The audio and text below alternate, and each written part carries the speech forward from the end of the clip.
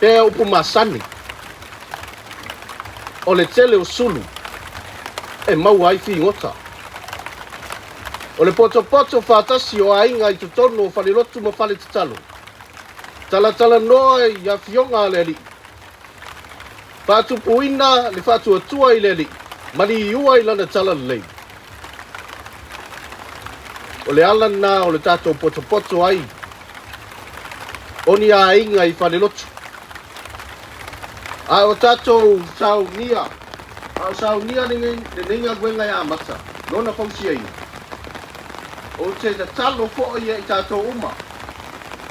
Ina ia mata ona fausia I tātou lava. A o fausia le lei whalirotu.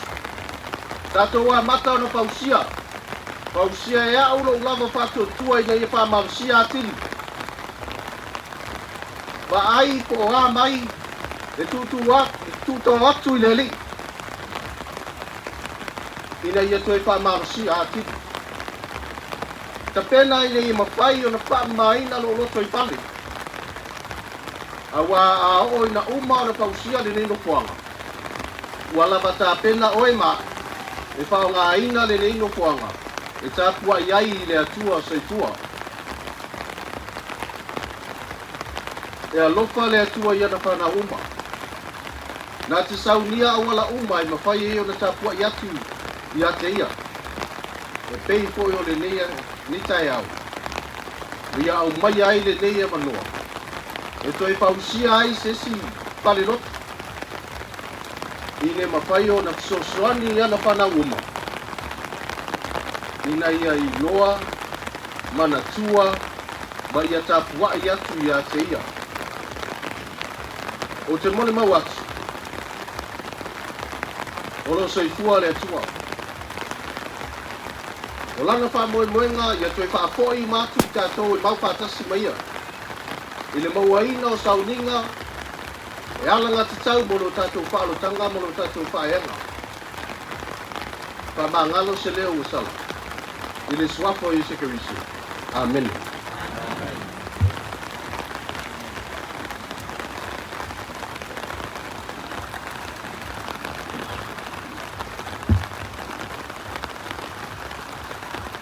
Le tuse ni Israel o whapea. O o ni Israel whanau I mātua I le. E o le tae nei I whapea ai. I, le niu waihi, having been born of goodly parents, therefore I was taught somewhat in awed the learning of my father. I hold dear the fact that my parents are pioneers from our ward, setting a strong foundation. Rota mao ia sangata mai le kalesia e whakasa. E sa aveo ia matangata liu mapaptiso ina I le kalesia I suisa la paia e asu ngata ai. I cherish the memories and have profound admiration for the gospel that I grew up with and continue to live by here in Lauli. Much like my parents who served as bishop for 2 terms. O te whiowhanga ina le upu a lema. Whiri whātasi ma le rii au mea umai whai. Ma o lea ia te ina oe mo le lei. Ioe, ma a whai, e te whai nei mea uma. O lea si ae oe lunga I le aso ngata anga. Lea ua whamanuia ina I tātou nei aso lauli. Ona sa tātou whiri whātasi ma le rii. Ma ua whae ina I tātou. O te whawhitai nei o tātou ta mau a whailangi po launga. Sa o lātou whamaiten nei fuafuanga. O whionga I a tariuru tanielu. Te mai a ta ala li ai tuilangi. Ta ala lua whaunga. Yo ngai a paunga au. Mai a dole po a lu vai maunga. Ma pese o te mai a taito ngati. E le whangalo ina po inisio te male ka le sia. Ia whakua amatu. Paunga pua. Tau loa matinai a petesa. Yo ngai a lilo atu.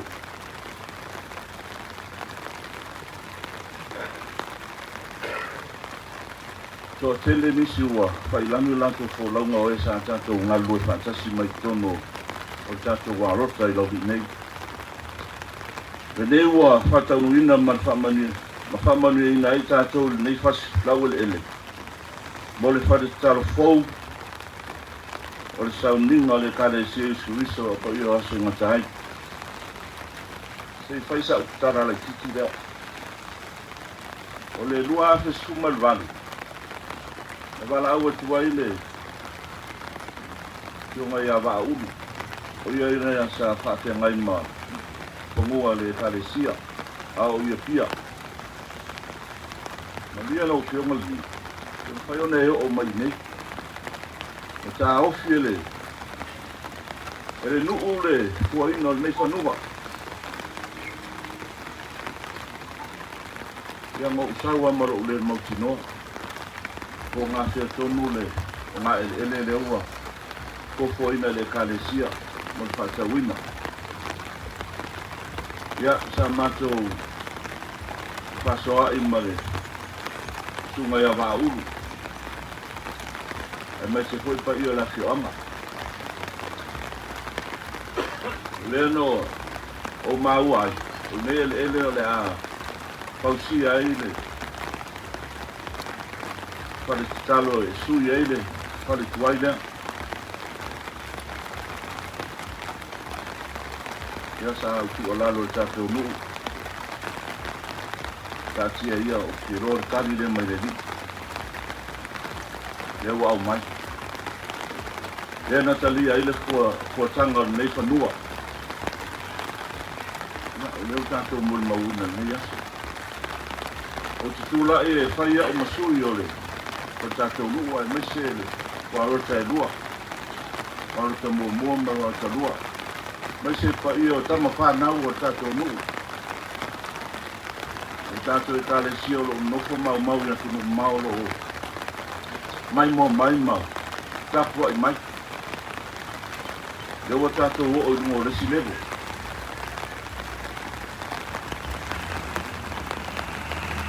Pauta. O le state center leo le awhai ne. O le lau mua le a o mai umai lava e kalesia. O le nei state. Ia lau o fionga le, lau sunga le. Christina State a lema. Ai mai se lau sunga le.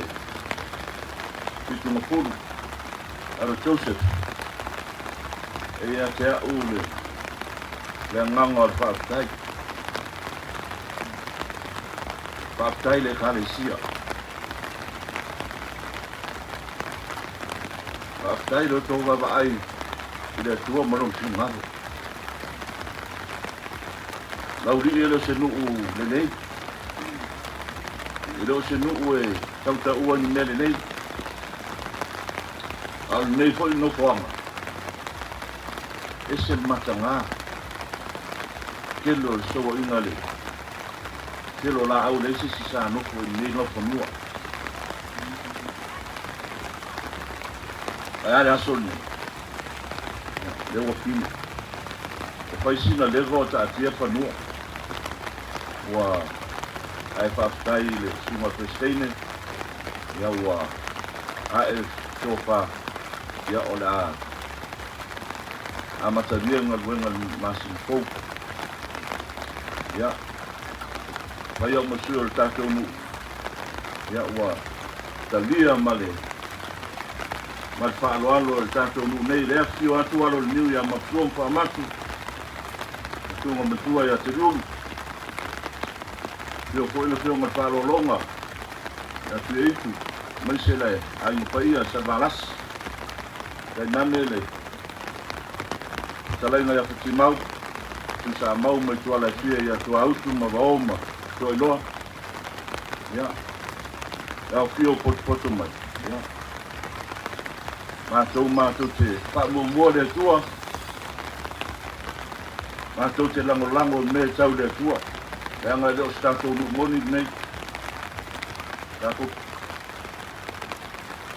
pai me uma ya wale langi dai lo si o ta ko dai si do lang o ia nga te no ta tu ta ya o man na ya o ia ko ia ta tu ta varinga ya tonu e tau sanga male afa leo da pau se nei nga bueno que de ko isa ko kala ko fai ta mai ale talo i barota umama nei steki ya kako kalo mai mau o tau patu tu ale ri ya kako o lia le de fai ungon nei nga bueno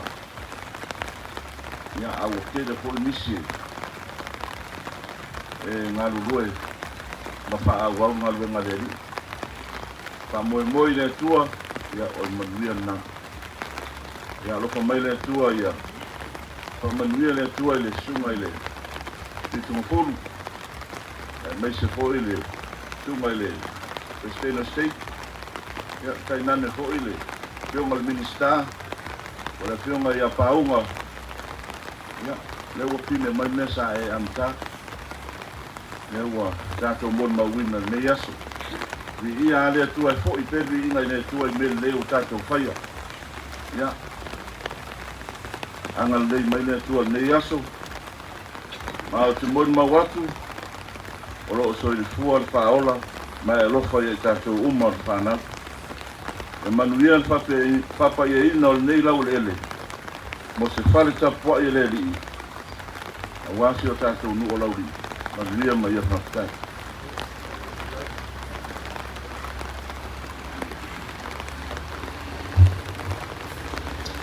O le alangi ina lau paipesa ma le walaulia le veinga fast mal fitu ia vai ia tau taipea i mātou. O le mawai ai o le veinga ia o le saunoanga autu o le so ia o le autu whaponga i le fitu mafunu area le sunga ia Aura Joseph ia mo le saunoanga ai meise o le talo e whapa i eina aile nei ele ia whatasei molona suati eina.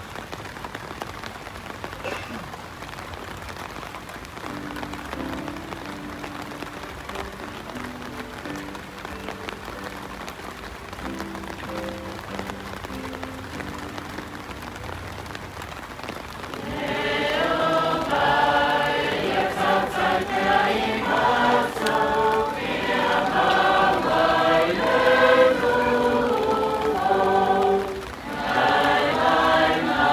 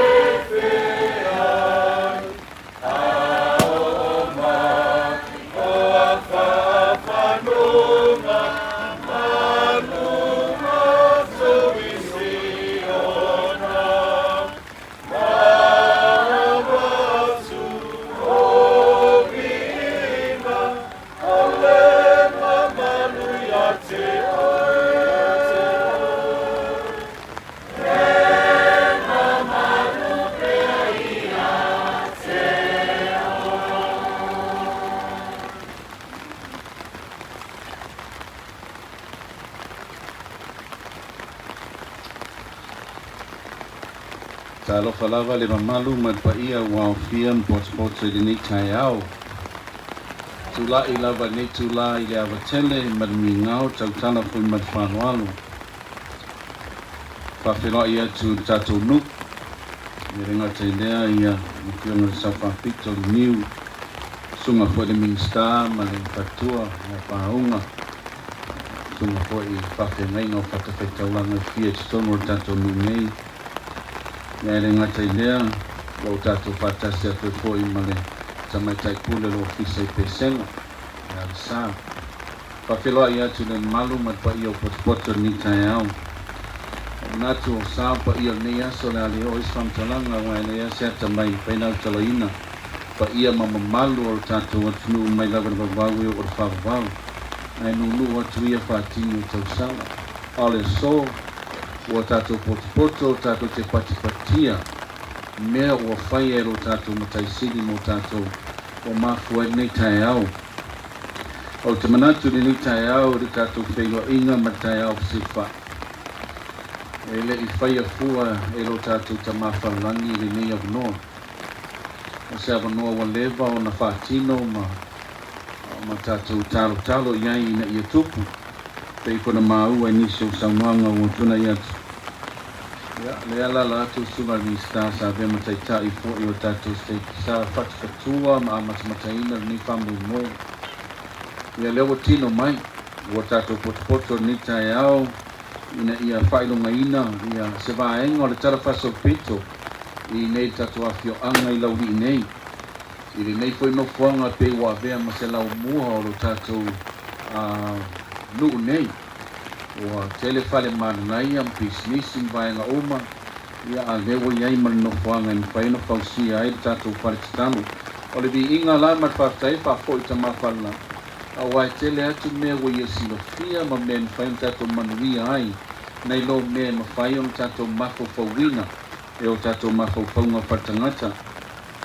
O awanoa o mawhai ai o na whatuwina se maota mo lo tatou tapo inga I le li. O se awanoa I mawhai ai o na o tatou ao. Se no fuanga I ao ai ma se no fuanga tatou te whaatastasi ai. O se no fuanga I whausia ai ni wo ma ni masaninga. Ia o se malu a papa e mawhai o na fio ai le nganga o le li. Ia a toa foi. Ma se no fuanga mo I tou o e vai e mawhai o na sulu ma iai. O se sulu fo I o wha moe mo I tou o e mawhatia. O le aveo se no fuanga mo a inga e mawhai o na poto whatasi ai. A toa mawhanau e mawhai na o a tili ma tuputupu ai. Ma lato I loa po o ai Yesu ke riso le whaola. Pape namlo lato ta mawha le langi. Umpainta to amatalia se lau pepa fou o le olanga I ni Yesu. E tu sai ma le tatou whamoemoe. Whamanatu me I tatou le tā ua le whatutua o le whamoemoe. A toa ma le alofa mamao ke riso. O tau me I tatou o le nei whale o se whaatusa o lo tatou tūtō. I nei ma tā upu tā ua. A toa I matulanga whaataua ina. A toa I maro tatou taritonunga I lo tatou atua. O aveo se no fuanga mwhai ai on tatou langona ina le nganga o le atua. Ta tatou tapua I mo tatou loto a toa I te ia. E pei lava na saunosu na le kopo tatou a onga wa matavia fo o saumun muli mai ta o le awina kenesi. Pai mai ia upu ar kenesi. Ona fausia ina ia le atua tangata I lona whaatusa ma ona fōlinga I le whaperetania. God created man in his image and in his likeness. Yeah, o leo o tatou fōlinga I whaatusa o le atua. But in his likeness, o lo o whau pe le atua I tatou, so that we can be like him. That's his likeness. I say, this is his work and his glory. His glory is his work and his work is his glory. Who? Us. O le tangata, o lana ngaluenga. Ina I mawhaina mai le tino o la pea ma le o la I whawawau. Pao le mero ngalue le atua. O le aso, o mwhaina whawhainga o fia le atua lau tapua. Whawhainga o fia le atua lau whatu atua. Awa taru tiro toi asa ina ni maunga pe ifo ni vanu. Pe asa ni vai tafi te tele. To tiro toi whaia nā mea nei taimi. Ai lo whawhainga o fia mai le atua le ala ia tato whai tete whamai le upua alema. Ia o tau whai tete. O a whoi o le a tatu whapai e ona o le whai ngō fi o le a tono le atu se mauta mata ngō fi i le neino fuang. Ia ai tau a nāu pēr o tau e o mai lo. Ia e o ale nei tei. Nisi o si singa si singa nisi o tau au pa ia. Ia tō fast food, tō honor school. E moni la utala lo whai atu. Po a me whai le atua na te le ai a ina lana mea lofo le whaitalia o tu ina mai ai tātou te whigi ai. Ai o tātou whai tete. Ne i o tātou whaatala le mo tātou whaasamasama noa. Ne i o tātou le whigilia le atua e pena sau noa atu le whionga ia le niu. Whaatai o lo manatua pēr mau le whionga ia le niu. Nioi, le niu o te manao ia whapa ia i kon malu nei wa mana e uru mau te pa ia le li. Mai re sap tala ula nei whai atu. Ale ai, ia, e sisi mea le atu. Ai o tatou poto so tu whawhine whai lor tatou whawhtai le atua. Whai lor tatou whawhtai ona o lana pule, o lana mea lofai tu mai ai tātou. Ia tātou whiri whātasi na ma le atua. A wai pau wale me whirangalo ai le atua, ia tātou manuia. Ia tātou manuia, e leisi si mea, tala atu o nā mea oma. E pei whai te talai le li, e te lea mena no fwoi tonu mō talo tamā. Ana le ai se manua saunia se mea ina ia iai o tau i le mea e iaia. Sila le mele whiringali le li. Ina ia tātou iai i le mea e iai o ia ma tamā. Ono winga a tātou le whiri whātasi malo tātou atua, malo tātou whaola. Ono winga le a ese se mea tātou te iai. Au whape nao tātou sua tia ina ele i le so. Mo se whale fau. Ia tata talo te mawhalangi ina ia whaminia ina le nei lau hele. Ina ia mawhai o na manu wae. Ia se maunga o Iova. O se maota. Maota le tatalo. Maota le anakomi. Maota le whatuatua. O se maota le awa onga. O se maota le tūlanga mau popo ato toa. Ina ia whataunuina le whiringalo le atua i le lalolani. E pei o na whataunuina le nani. O ai e whataunuina. Tātou ona whanau e whatuatua mo tali tonu ia te ia. Ina i mawhai on tātou a vea le nei no fuanga.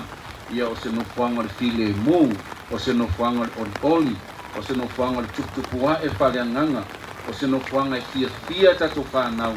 E o mai ai. Sau tā ua i le whainga lotu ni mālo le vaso tūnei atu. Me su e ino Iesu ai maua e ona mātua e tono manman. Whamoe moe asu e tātou whanau e maua i nei. E le maua i sisi mea. E le maua i leo. E maua i nei. Whamoe moe asu e foi oia lau whanau. E maua i le maua te tatalo le tua. E le maua i le pinko. E le maua i sisi mea. E maua i le maua te tatalo le tua. O lo o whaia e whiringalo le tua. O tātou o mai mono tātou mauti noa. O whaalia e whiringalo le tua. Ia tātou a vea le nei avanoa tātou te mana tua ai. A tonu e leo le whale. A ole ano whale. O a mea lai tutupu tono le mauti. O lo tātou o ai Jesu ke riso ia tātou i loa lana tau lana tonu niola. A tonu tātou te ao e winga ia Jesu ke riso. Ai o tātou i loa moni po a Jesu ke riso. A tonu tātou whai mai o ia le mamlama. Ai o tātou sava vali i lona mamlama. O ia o le ali o le file mu. A o tātou whatupu ina le file mu. O ia o le upu moni. A o tātou tali tonu le nā upu moni. O ia o le ala. A o tātou sava vali e le nā ala. O ia o leo mamoe. A o tātou langona i ina le sipo fonga le leo mamoe i te miuni. O tātou tali tonu mai nā mea oma. Mea lena whai mai ai ia moronai i le e teru e skuma lupe koe whāsku mai tasi. Ia o tu sa ili i le nei Jesu na tusi iai perfecta ma apostol. You seek this Jesus. O le sa ilinga na. Tātou sa vali whātasi mai. Pia lau tua lau tarvou nei tau sanga. Ina wapolo ina e noka e alwe. Ao ma alanga sala mo i le nu. Mai e noka. Le ia whawhena o walo te le rota tala. E ita nia fo ia o tangata. E whai mai ka taringa le li alu. O hau stoni a te oe. O te iai whātasi ma oe. O te tuu upu i o ngutu te tau tala ai. Pau le mea e te whai. You walk with me. Sa vali whātasi ma. Ele si sia wala tatu savani ai so tu fa fini na le alo fianai.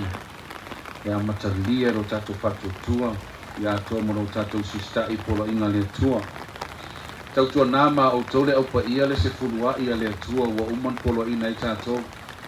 Ole a manua ele nei maota ini. Ele aia ma se me fai a tuto el mai. Po se apa, po se lau papa, po se onioni. Tawa ia tutongi mat whamaoni le tasi vai se fulu o polo ina I tato ele atua. Ana lea. Ele atua le nei fale opo salamo. A le ati a ina ele atua fale ngalu e foi tato. A ia I lola taulanga. Ia I lola skulua. Pea na uta ua fo I la unga vai aso tuna yati. Ina ua watu ta vita u whatunuina e osi los taulanga I le atua. Na mana o ia Aruna na whatunuina le alu ia Aruna. Ina I mawhaina e osi a e taulanga. Na mana o ta vita I whatau mai uma mea uma o se taulanga mai Aruna. Ave uma mea ia e whailau taulanga e le se tongi. O le whata whai taulanga, o whawhie, o povi e osi e taulanga. E whai mai le talia ta vita ia Aruna. Aruna o te whaatau mai a te oe. Ona o te leo siani taulanga I le atua I ni mea maufua. Usoim tō whawhini. Tato te osi taulanga I le atua. E leo te mnao mia ni si a mea tau alo te momomo ma le nganga sana mo. O mai e osi taulanga I le atua. Tato tina ato a mewa e maua e te e maro le atua. Avi. Se awar to mumu. Avi. Awar whai. A maua le lei. Ai ale maua e le lei. Ele whamalusia tātou. Ai ave ma le loto momomo, ave ma le nganga fia, ave ma lo loa, o lau taulanga I le whaia ni mea maufua. A le tatu te osi taulanga I tau mai. O te arufua ai tā lafu mai mea disi ai ngai whai lau taulanga. Nei sau de pe o ona taulanga ar taulanga lista ngata. O le winga na tala tā vita. Tau te le whai ni osi taulanga I mea maufua mai le li. Ai sea, ona o le ao ngā ia tātou I le aso ngata anga. O le ao ngā ia tātou. O le afa misinoina I tātou tu sa mā tātou ngawenga, e tu sa mā tātou upu, e tu sa mō tātou mawhawhaunga melea, e tongi mat whamaoni tātou skurua. Tongi mat whamaoni a tātou taulanga, ina ia ola le tangata o lo mawhitia, ina I mawhaina e sosoani, I se o lo maumia sosoani. A tangi mai le nuu I le kāle sia sosoani, o e whaife awa nu. O e pole ali o mna o mia nuu mai ai tātou. Amana o mia mai ni mea mai nu o iai. Ai lo whape whasaa le kālesia le amalea. Tala noa I taitai po le ali me whasaa le ali me whatanga. Ia vei tātou man tangata whai nu le lei. Ia vei tātou man tua oi le lei. I pēna sau noa ia. E whianga ia le niu. Ana le I oe le niu ma le malo le nu e le me whaina tupu nei mea. O le mea lea. Whausia lei o tātou tangata. Ina ia awani o tātou ola whe alo ana wha. I le tātou leia lea li. E tau te ola whea lolo whae, I leo singa o tātou nuu, ia mese o tātou ainga. Ma ia sau noanga sunga le kopo, o le fo I lava I tono le ainga, o tātou I loa leanga o ne vai tau. Toi fo I nei mawhai o na whatu leo tātou ainga o upo Harold P. Lee, e le isi si mea siri tau te whaia, ngai lo mea tau te whaia tono pui o tātou ainga. Awa o tātou whanau ia I loa Yesu Keriso, ma le atua tama a toa, ma le ngampa ia. Awa o tātou whanau I tongi ola whaos Keriso, awa o tātou whanau e o ese mai mea laulangi, na wae le ni o tātou laulangi. Ia neita e ao le mamalu tātou potpotonga le kālesia ma le tātou nu. Alofa merta mawhalelangi ina ia whamani ina ninga wenga. Alofa merta mawhalelangi ina ia avea le ninga wenga I rona tūla ia. Avea o se mata anga ma se vaenga mata ngō whi mo le nei nu. O le nei fwoi wharisao tau tino atu tato nu e le mo na o le kālesia Keriso lau pa ia o aso e ngotau. E mo fo isi e kālesia a toa fo I mai ma le nuu ni me mana o mia o na lato wha o ngā ina ai. Na au tau sinofia.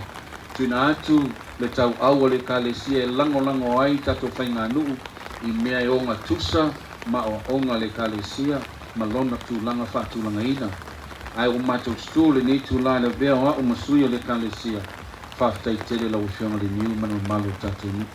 Whaftai tōtalia ina ia o le tau sanga al tātou e kālesia. Ina I whaanga ina le nei whasilau I ele.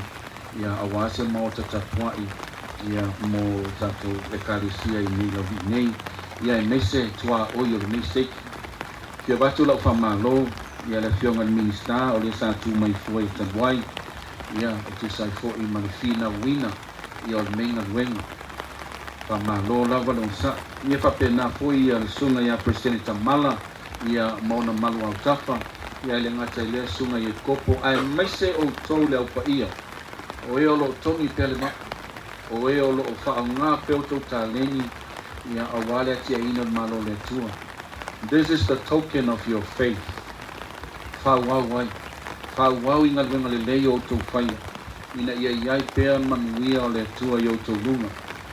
Mo koni karate o le awhausia ina le neinga luenga. Ia whamanuia tele ta mawhalelangi. Ia ele sunga le ripule ia umale au whainga luenga. Mana tua le whamua mua le saunga le mu. Se lo koe le se me popole ai le koni karate. Awale a malu i le tatou nuu le puipuinga le nei lau ele ele. Ia manuia ma ia le aise me mwhaiona tau fia ai le ngā solonga ia o le ngaruenga. Ai ai lava se mea i o tau sifia ia le olo i nei o tatou taitai so tainga. Ia o te tau tino atu usoi mto whawhine o lo soikua le tua lo tatou ta mapa wawau e tumu i le lofa i ai tatou. O tau tino atu foi, Yesu, Keriso, o le alo le tua soifua, o ia o lo tatou tumiola, mo lo tatou whaola, muli a teina. Ia tatou stu whatas, o le alawa le meo tupu tatou loto i whale, o lo o tau whatou tua, mo so matou whatou tua, whata whaitaulanga i fia i tonu o le nei fo inu, tatou stu whatas ini e tineia le ami o le anga, o te tolo mai te tonu e whaaleanga ino tatou ainu i au tau mana tua. E le ai lawa sisi mea o so whaia ti a polo nei lo tatou ainu. A wau I o le puna o mea umalawa. I au tau mana tua, tae au tapua i o se ainga, fiafi tapua i o se ainga, so sa tapua i o se ainga. Whamoi moi fo I lau o fionga niu, tapunia uma nei whale o loa i a sa. Ia whapa ia sa pati o le ruku. Awale mea moni tau tino atu e mana ia tele ale le whama ite le malo ia ai no te atu an nafitai au tau le tulo ia e maa keti loa loa atu awa I tele tau tua tafta whaala ta lai ruma whale o loa ia o manatu lea ia o le tula fono o whai mo saina e le I lopo le ameta o sapati e le I lopo ai le atua a le lawa tatu te whiwhia I o tatu o tangata o le atua e sori sapati le atua o manatu foi lea e le tau whaia le malo si tu la fono e whamalo si ai ro tau singa pora inga le atua o tatu I loa lawa te whina ngalo le atua e a whani talai nei whanolo o le tatu o fua whatau e le asa ai a tatu le oa I ai ia e tala tala te tapuna ia le mua e la wanga I o vai au wanga I ai o le afiafi sa varivari o se te paava o se ia tatou whātua tua ia I le atua. Ia tatou tapa I le a reto leola ai leo le mānai. A reto leola tatou tutua iai ai leo le mānai ia tatou matu. O le mea lea, a whapeta lai iai le niu whaloloa ia le asa, wa pea moa I whanatu. Awani tatou o tatou whaisai I whaloloa e whātau. E alau li I malau li. O te alofa I atu tau. O te loa alofa ta mawhalani atu tau. Whamanuia ta mawhalani tatou potopotonga nei. Ai me se kol tatou whatasi ai masunga I whawhia ngainga. Ia o se tatou nu nei. O whionga de niu mara malo tatou nu. Ia iai whamianga le li tatou nu nei. Ia whapea poi la whionga minista. O tiu te whare mahalo. O tau tino atu e toi whio mai e suke riso lo tatou whaola. I le swafa Yesu Keriso. Ameni. Ia o le a tatou wifo ma whaia le tatalo. Ia I whapa ia le tatou ngaruenga nei. Ia o na tatou mai ai lea. Lo mātou tama pene o le langi. Ua mātou mai o luma I le loto whawhetai ma le ni ngau tele. Tumu lava I mātou I le whawhetai. Mātou te whapa ia ina ai, ia le nei lava lau ele, ia wale fausiaina o se maota tatalo fou mo lau fio. I le pule pa ia o le prisua meki sa teko ria tea. O te whamania ina ai le nei lau ele. Ina ia iai lau pui ngai lunga. Ina i mawhai o na solonga manuia le whaanga solonga o le fausiaina o le maota tapuai o le a tia e ai lunga le nei lau ele. Ia iai lau anganga i le me nei. Mai whapenao na ta ia laina i lau anganga. Ia mapui puia, ia mea umalawa o la awhaatino ina i lunga le nei lau ele. Ina i mawhai o na avea le nei whale o le aatia ia. E vea o se whale o le tatalo, o se whale o le anapongi, o se whale o le whatutua, o se whale o le aonga ma se whale o le tūlanga maopopo a toto. Ia iai lau pui pui ngai au whainga ruenga. Ina i iai le saunga le mū, a o lato whatau tai iai le ngaruenga. Ia whamania e lato uma o le a au fia ai le nei ngaruenga whatina. Ma to tatalo mo le saunga le mū ma le tūlanga manuia o i lato uma i ngaluru e ai. Ai maise lava le tūlanga manuia o la mātou tau mawhainga nei. Ia vea lava le nei maota o se nofuanga le file mū ma le oli a toa ai ma le tututua e whale anganga mo i lato uma o le a uru whale mai ai. Ma to te whapa ia ina le nei lau ele i lau fio. Ma mātou tūtō atu lo mātou whātūtua ma le lango i lau ngaruenga. Mātou tatalo ina ia whātukula ia pēa le whamaoni ma le whātūtua o lau au pa ia. Lātou te tautua ina ai lau ngaruenga ia i le nei lava lalolanga.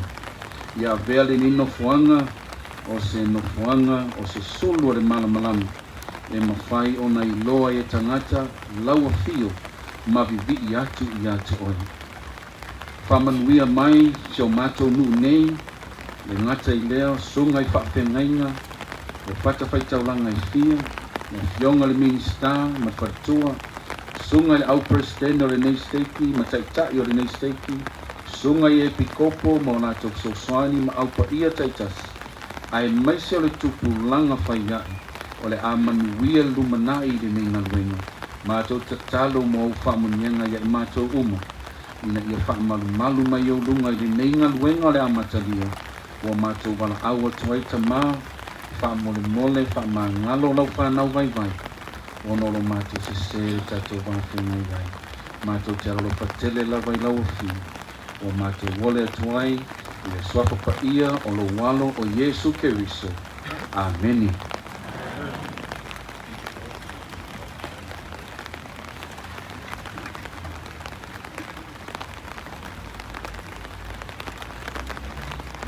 Ia, lo mato nganga i fia whatai atu le tātou wā fia nei aso. Ia wā fwoi le sauninga mar tātou whamoe moe. Ia, wa tātou iei le siui o tātou pokalama mar sauninga. E ala i le suatia ina o le palapala. Ia, a wā fwoi le amatari o le ngaruenga. Pea ona iei nei tai a mo le tātou maftanga.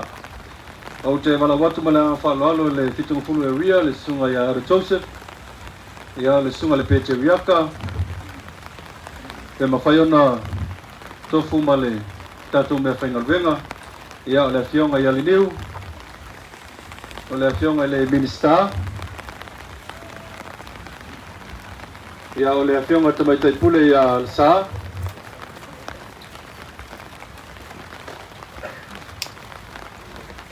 Ia o se sui mai tātou whawhiangainga o tātou wa fionga nei. Ia po aise se mwhai ona tau limaina lesi mea whaingaruenga. Tātou whaingaruenga tofi o tātou a whianga.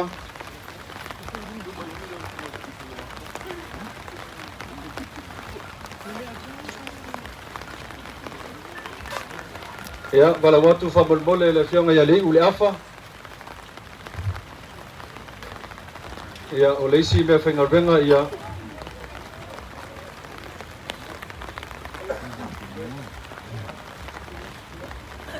Ia, whio mai le whionga le tamaitai pule le Frankie lela a mawafua ai tātou whātau vas fau. Tau le maina le sia tātou mai whengarenga.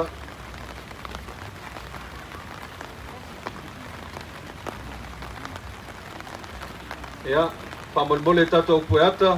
ia sei pue le tatou wata ma tatou live ia ava pe tasi lua tolu loa ia le faitauina o tatou upu tatou faitau patasi tasi lua tolu ia ona suatia leo le tatou palpala ma le nganga whaloalo ia tasi lua tolu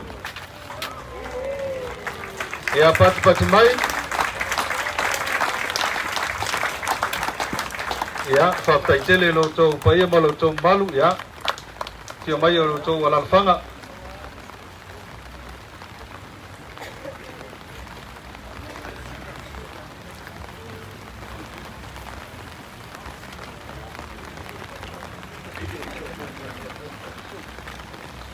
ia ole vainga whai o tatou maftanga nei aso ma tatou proklama ia o tau sisal mai le fionga ia mapsua ia ole vai pafo le ole tatou steiki ia i foi lona uso ia solima vaioa ia me se foi le komiti mamanu o tatou steiki komiti o ngaioinga le fionga te faitaua e me se foi la tau o lang sua ole ase atu ai le vai ole wati ia mo le latou fufuanga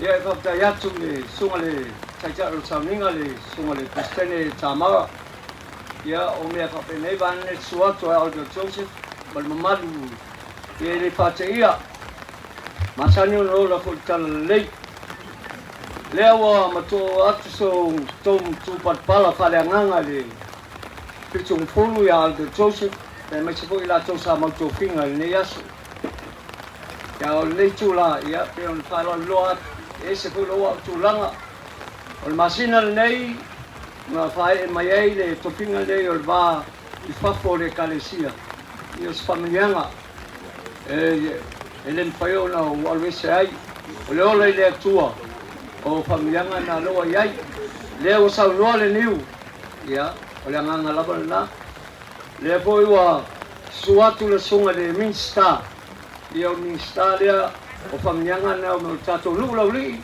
si sila mai o mau mai tatou manuia tu mai tatou falsa ia o la leo fai mai a presentama e leo se vai papo nga luenga fa vai taimi o le vai papo ma le lau mua nga luenga o fa tanga le ola fa de nganga io le nganga la leo tu la mai ai e o tele mi tai la al fa tai le tua fa ngaina wow nei vai taua tatu iai o lo iai le komiti fa tomo nei puanga o lo alala mai tua o le ko kalama nei tu lapa mai iai fa malulu atu te fa felo ia tu vane suato Aldo Joseph mal paia al mamadi o lo tanto fatasi ma le sunga li fai pule mai Sila su o William so lo alala mai tua i pa tele mo le sumai ma le mai o maulunga ai le fama mo le tato a paia e mai se foi le pule o Frankie le o tato patas o mau me mai o malava e mai se paanga wa afia mai mtala mai au ma to te filo ya tu malanga o palo alo fa pena foi o tato no lo fiona chapa pito o walo o palo longa e mai se salvalas tu sa mau mai tu ale fia ele umila se por kalama o tala leu tato iai e o ai le tangi patawaina e kopo poto molunga e tau o tangi e lo po tula mai wa leu suato tata chai en paiano o famaloloina o tou ya pai le tato tu ia tangi ya mol falalo mol silfia amae tato sauringa lea o la ta pena mai komiti fa foi ia wa foi se fa siringa malosi o tato chai nei e mai se paia so tato lu mal valaudia e ao peo no faria mea leo lo fa ponga lo matu chai fa le area o ia le na cha mai sa vari mai o yo matu chai o le anganu fa sa moa e o fa tasi lava mal tala lei e tonu fo malango la ngoinga e le kalesia le anganu o sa moa ai pe chai a pai o la e fa tasinga lo ia le kalesia pe o nei o ia i le ma pai la o le whakawina ai le anganu. O tātou, o le anganu lava, tau si fia fo iau, o me whare anganga, a lo wā anganga ato le anganu. Pai me manui ai o tau, ai i le taimi, pero sa noa a to tau se, i le taimi tala fea ngai. lea la whamalu atu, tātou lu leo mai pai o tātou lu. I le ai na tātou launga i le asu nei, i lea o te whareanganga. E o bea sao, ina ia awa nei a bea se le tala lei. Leo a suato mātou taita. E pikopo, tau te silafia mea e tau te ngā ina. Leo o pāri atu. O tua atu, tātou le nā, leo. E le, tamatama e le. Mama e le kalesia, le tātou lu. Se taimi, tātou silafa. Mal mamalu po, i leo tātou i, le whale o Frankie lewa i, le pule. O luma inao, askurimi, maame uma. O nei aso, piki le mea, te pina ngaro iai. Amae a. Ia, no liu male, le api nei, o iai boi tato pusa maliu o e. O sa hauni morko i atu. E abe ai oe, le mea te pina ngaro ai, ma le abe ai mato tata. Moni mo atu e moni le nei ai, tala le lei. Pea fai mato te ola ai mato o loo iai tala le lei. Oe o pale tonu, poi mai, mātou titalia oe, pea whātū nei ngā luenga. Leo voi le a Frankie, o la mai uma tsibaenga le ia tātou, ia e whamuriri tala ia liu, le au langa o le amio leanga e lot fia lea. O le poi mai, e mawai manuia, manuia o tātou kakai, manuia le vista, manuia i songa i whawhiangainga o nei no o lauri. Ina i mwhaiong tātou mawat fia. Manuia tātou komiti, whai mea oma sa uloto e whai, wharirei ai tama whatanga, i le soapa Jesu Christo. Amen.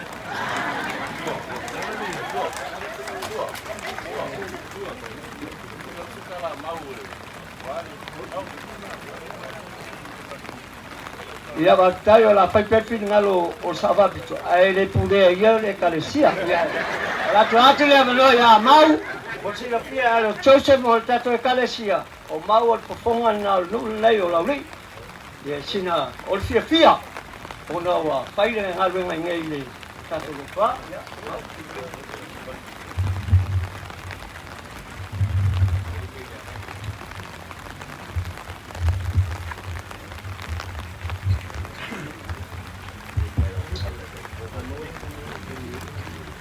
Tula i le ava ma whaaloalo sori tuina foi le taftafane o paia o lau whainga ruenga i taitai o le kalesia ia e mese foi o lau whainga ruenga paia le atua i tono tātou no ia e mese o lau walau lia nei aso ia leu tau whaafonga i le saunoanga le fionga ia moksua ia moni mpa maoni ana tangata i li liu loma sui o levanga i kopo Aka kai pada ngane, e aru i rumam koe fo i kua.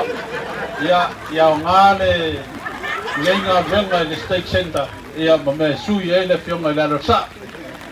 Ia le fo whaponga tātou nu. Ia o kei roa le so fwea e se ilo kofi whai lau kusi. Ia ai whai ngā kofi ngā ke lewa ia oe. Ia o pa ia fusi ma whanua tanu.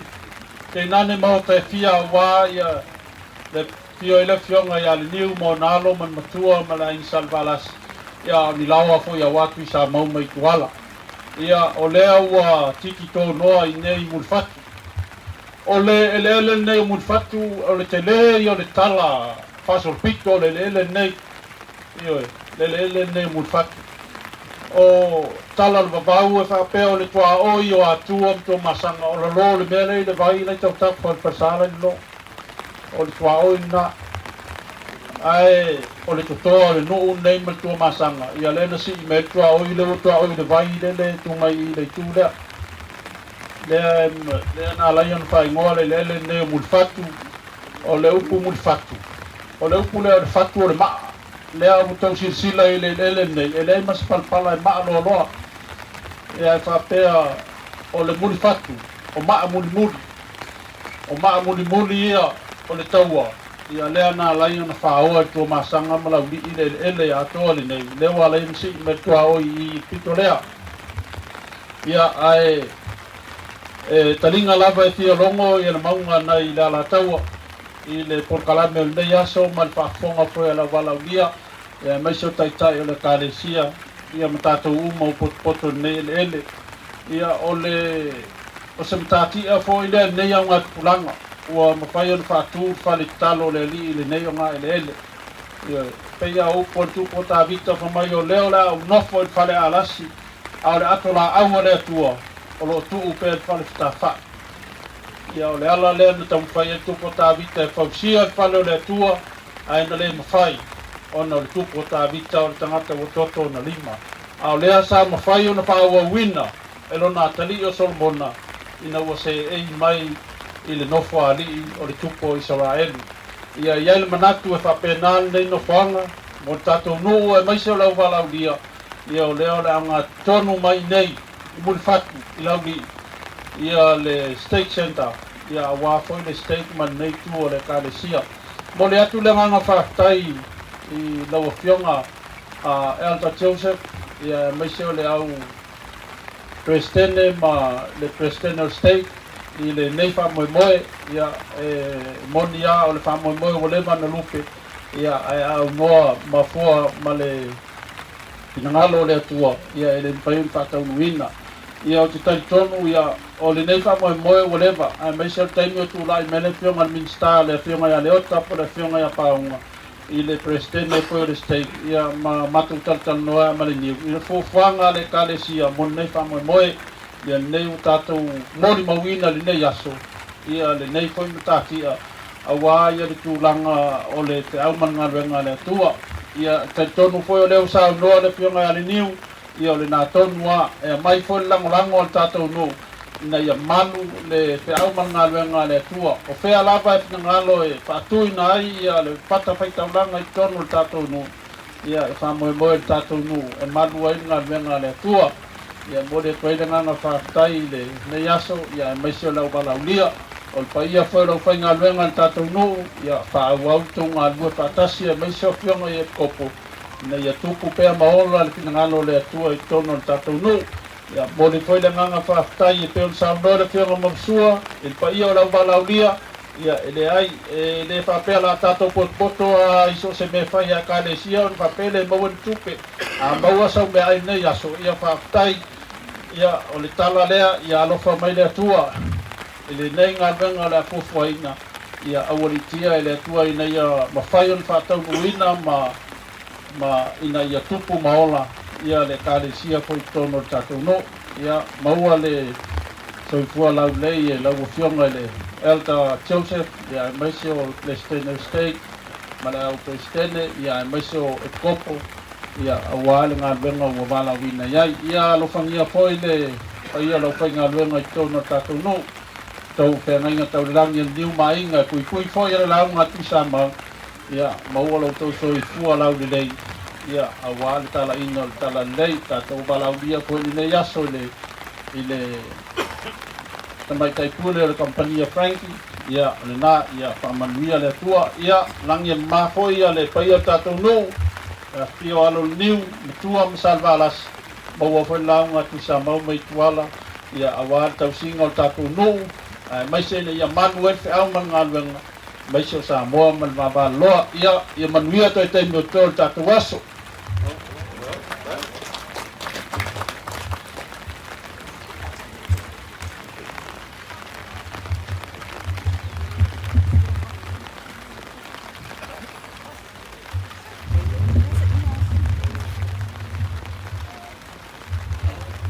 Whamon mole ia tātou au pa ia umai rua lau li mo mua male lua whamon mole se i whāwanga lava le anga noa ia se i o tātou whatoa tātou whenua i lo a o le avaloa o lea la lako tupe lava i tātou walauria ni se tātou lu i me ane foi o oso i se me ai i nei se mea matue ia tiro i tātou ngoi na lo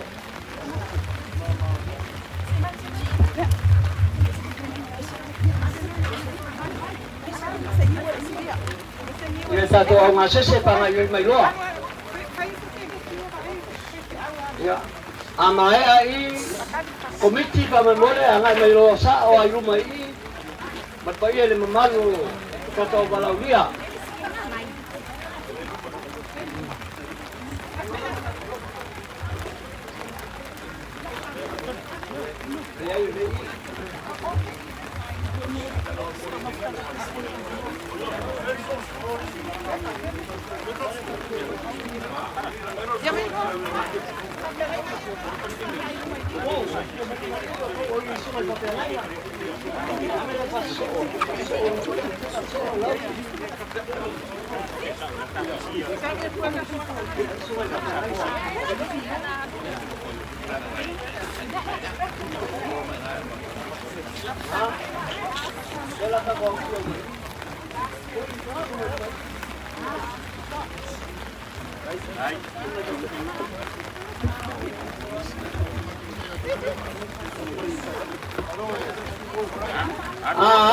Sebab selalu meloi lumai ini tak ngomong mari, bayar di kapal stek, kamama kina makua.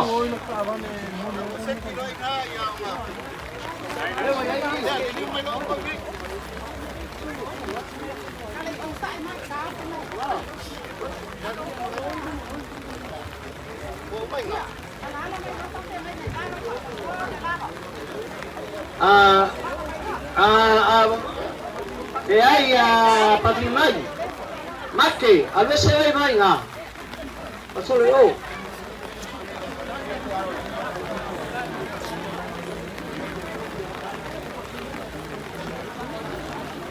Masa, paaway oy po ina pa manmoni lama.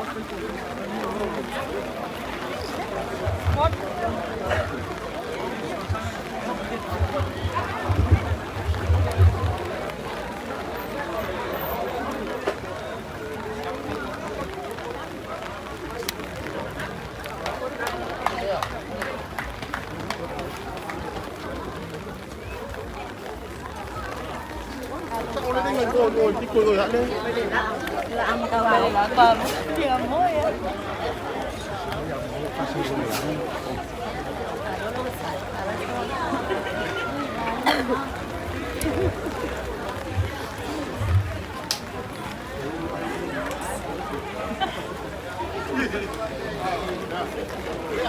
Thank you.